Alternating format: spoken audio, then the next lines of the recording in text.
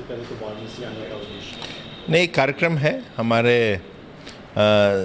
यहाँ पे दक्षिण भारत के लोगों का एक सांस्कृतिक कार्यक्रम चल रहा है, उसके लिए मैं आया हूँ। आज समापन भी है, तो उसके लिए आया हूँ। और फिर जब आया हूँ तो काशी विश्वनाथ जी का दर्शन करते हुए फिर प्रयाग चला जाऊँगा। अभी एक ये देखा जा रहा है कि नेशनल हेराल्ड मामले में कांग्रेस अध्यक्ष सोनिया गांधी जी और राहुल गांधी से लगातार जो है ईडी पूछताछ कर रही है, जिसको लेकर के अगर कहा जाए तो कांग्रेस जो है पूरे देश में विरोध प्रदर्शन कर रहा है। देखिए, मैं इतना ही कहूँगा, ये कानूनी एक प्रक्रिया है और कानून के साथ जब कानून कोई पूछताछ करता है तो चाहे कोई भी दल हो, कोई भी राजनीतिक दल हो, सबको उसका जवाब भी देना चाहिए और उन लोग से बातचीत करनी चाहिए। और ये एक सीख है जो हमारे आज की डेट में प्रधानमंत्री हैं, मगर उस समय वो मुख्यमंत्री थे, मोदी जी, गुजरात के थे, कांग्रेस के केंद्र में सरकार थी, उन्होंने बुलाया था। तो उन्होंने ये नहीं कहा कि नहीं मैं नहीं जाऊंगा, और उन्होंने कहा कि आप दिन भर मुझसे पूछो, और वो दिन भर उनसे पूछा गया। यहाँ उस समय कोई भारतीय जनता पार्टी के किसी भी कोने में कोई प्रदर्शन नहीं हुआ, गुजरात के मुख्यमंत्री गुजरात में ही नहीं हुआ। तो मेरे को लगता है कांग्रेस को इससे सीख लेनी चाहिए और ना ही इसका विरोध प्रदर्शन करना चाहिए। अभी राष्ट्रपति चुनाव में ये देखा गया तो प्रकाश राजभर ने जो है उन्होंने वोट दिया, उसके बाद जो है कहा है तो उनके वायुसेना की सुरक्षा प्रदान कर दी गई। इसके बाद मेरे को लगता है इन कले लगाना शुरू कर दिए थे। देखिए, दो चीज़ को एक साथ जोड़ना नहीं चाहिए।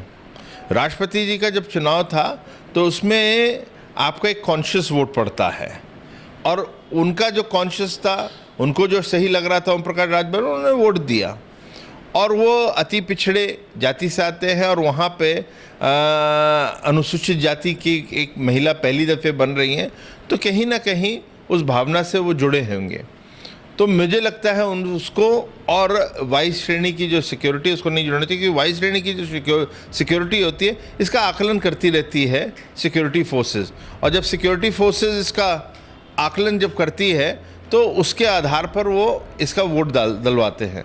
तो वो वाई सिक्योरिटी का उस आकलन के आधार पर है कि वहाँ पे आवश्यकता थी, तो इसलिए उनको दी गई।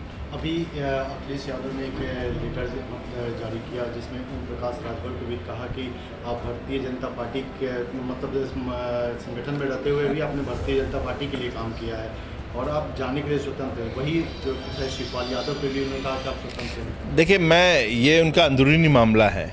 मैं एक चीज़ जरूर साफ है, चाहे वो 17 हो, 2017 हो, 19 हो या 22 हो, अखिलेश यादव जी के साथ जो भी गठबंधन होता है, रिश्ते बनते हैं, उसका आखिरी पन्ना जो होता है वो तलाक होता है।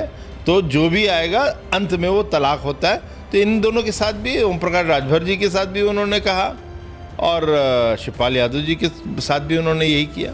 स्वास्थ्य मंत्रालय आपको छोड़ने के बाद व्यापक भ्रष्टाचार का आरोप लग रहा है, नहीं, देखिए, ये कोई मेरे ख्याल से उस पर जांच बैठी हुई है, और जब जांच बैठी है तो उस पर जो भी कार्रवाई होगी, जांच के बाद उस पर निर्णय लिया जाएगा। और जहाँ तक कि हमारे मुख्यमंत्री हैं, वहाँ पे मैं एक चीज़ जरूर कह सकता हूँ कि वहाँ पे भ्रष्टाचार के ऊपर ज़ीरो टॉलरेंस की नीति है। तो कोई भी किसी ने भ्रष्टाचार किया होगा तो उसको छोड़ा नहीं जाएगा। लेकिन इसमें भी ये देखा गया है कि सरकार और अधिकारी दोनों इस समय आमने सामने नजर आ रहे हैं। नहीं, देखिए, जो भी आएगा मैं इतना कह सकता हूँ, सरकार जो है वो निर्णय भ्रष्टाचार से लड़ने की है, और वो लड़ते हुए ही आपको दिखेगी, और निर्णय भी उसी के आधार पे होगा। ओम प्रकाश राजभर आपके जब आपकी पार्टी आपके साथ थे तो उन्होंने मतलब काफ़ी खिलाफत बोला। उसके बाद अचानक जो है 2022 का भी चुनाव में भी जो है वो भाजपा के खिलाफ बोलते रहे, लेकिन चुनाव के बाद जो है उनकी जो है ना कहा जाए तो वाणी जो है ना बदल सी गई है। ऐसा है कि जो मिठास जो है अब भारतीय जनता पार्टी के साथ लग रहा है। देखिए, उन्होंने ये उनका अपना निर्णय था, पार्टी में किस दल के साथ जाएं, किस दल के साथ ना जाएं, हमारे साथ थे, फिर बाद में सपा पे गए। हो सकता है, मैं ये फिर कह रहा हूँ, हो सकता है उन्होंने दोनों आम को चखा होएगा और समझ आ गया होएगा कि मिठास कहाँ है। तो क्या लगता है कि इस बार फिर ओम प्रकाश राजभर? मैं ये नहीं कह सकता, वो निर्णय उनका होएगा। वो हमारा उस समय भी निर्णय नहीं था जब वो गए थे, ना ही कोई और निर्णय हमारा है। जो निर्णय होएगा वो उन्हीं का होएगा, ओम प्रकाश राजभर जी का। उस समय हम लोग इस पर चर्चा करेंगे। जनता पार्टी की तरफ से कोई ऑफर आ सकता है? अभी तो कोई नहीं है, मगर चर्चा उस समय आएगी भारतीय जनता पार्टी में जब वो कुछ कहते हैं। डिजिटल इंडिया का digital new platform live VNS पिछले 7 वर्षों से बनारस की सेवा में। पाइए बनारस के कोने कोने की खबर निष्पक्षता के साथ। लाइव वीएनएस से बनारस की ताज़ा तरीन खबरों के लिए प्ले स्टोर से डाउनलोड कीजिए लाइव वीएनएस ऐप या फॉलो कीजिए लाइव वीएनएस को सोशल मीडिया पर।